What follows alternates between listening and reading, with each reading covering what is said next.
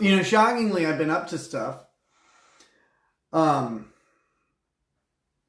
and that's kind of like why, I guess it's part of the reason why I haven't been streaming.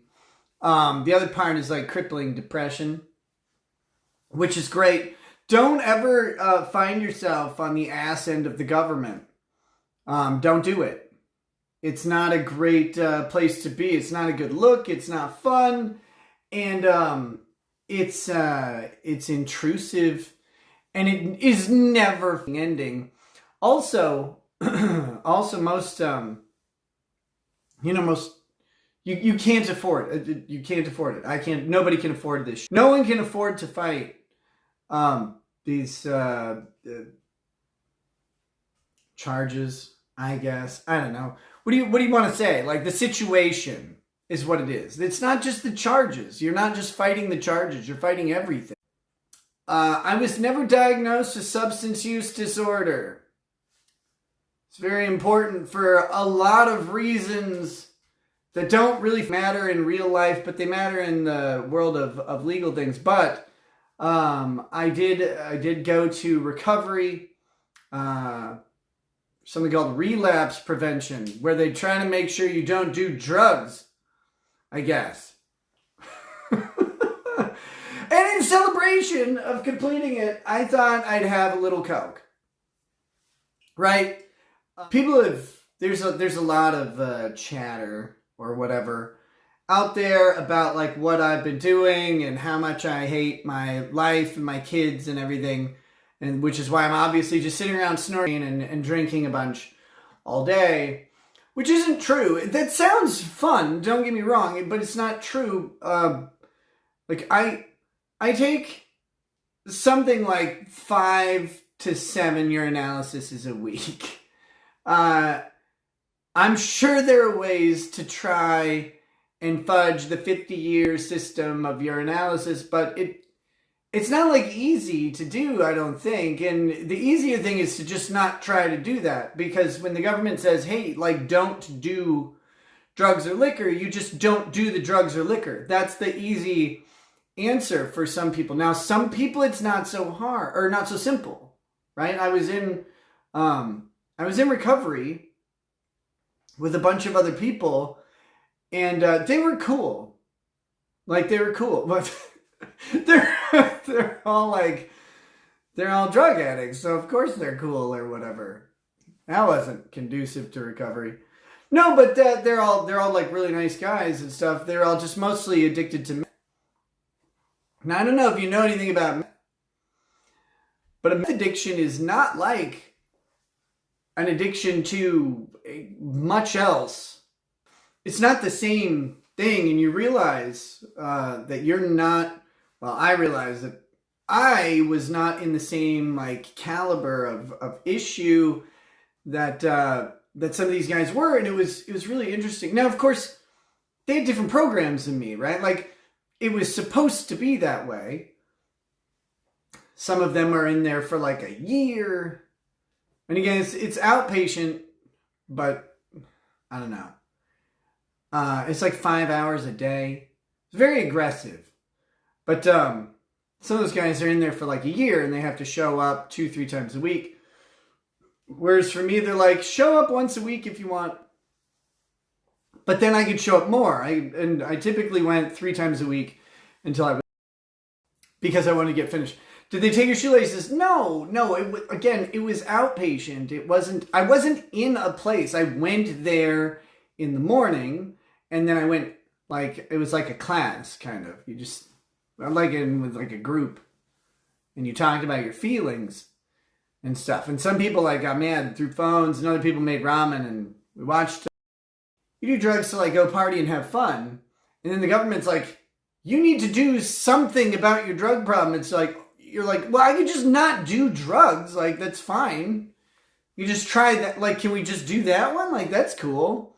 They're like, no, you have to do a class that says you're not doing drugs. Like, but that doesn't make any sense. I don't even want to do them. And they're like, no, you got to go do this. So it's, okay. So you go in there, and you're sitting next to someone who cannot leave building without a supervisor, because if they leave the building, they'll go buy meth. And you're like, I don't feel like I belong here because I don't want to go do that at all.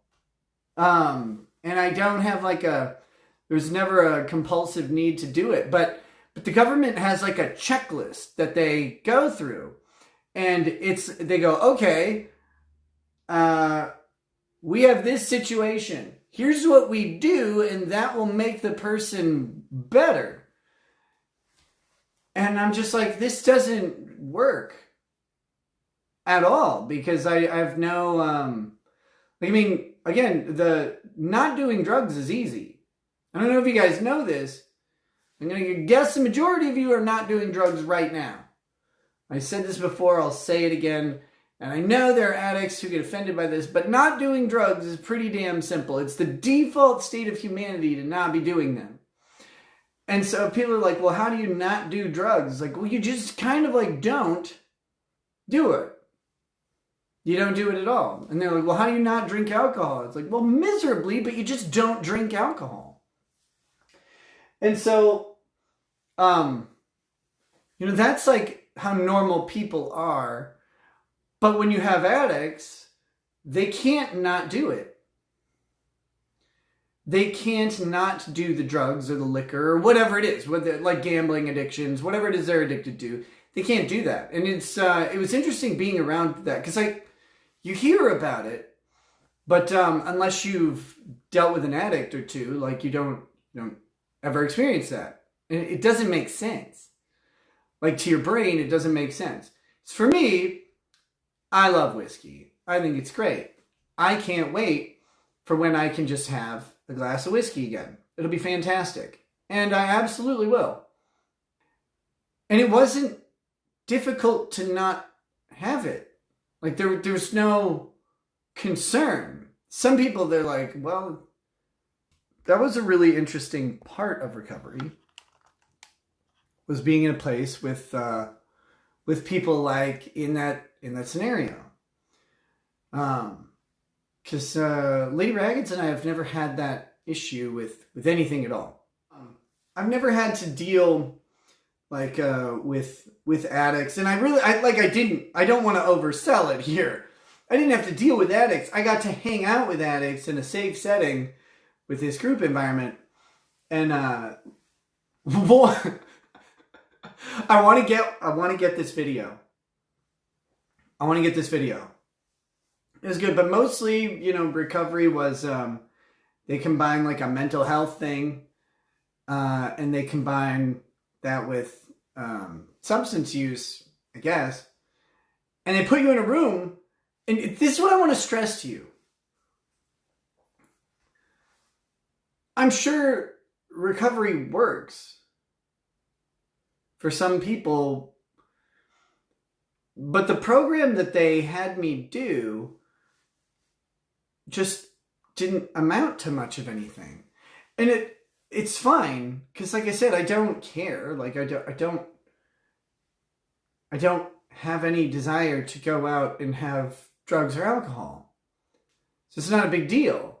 But I was like, what good did this do anybody? Like what, if some of these guys are in there for a really long time, they're in there for a year, and they're not all in there because the court requires them to be in there. And so, like, for them, it's not the same thing. Like, if they're struggling with addiction and they're like, oh, well, they're going grab it or whatever, they don't go to prison because they're not on probation. Some of them are, but not all of them. So it was an interesting experience.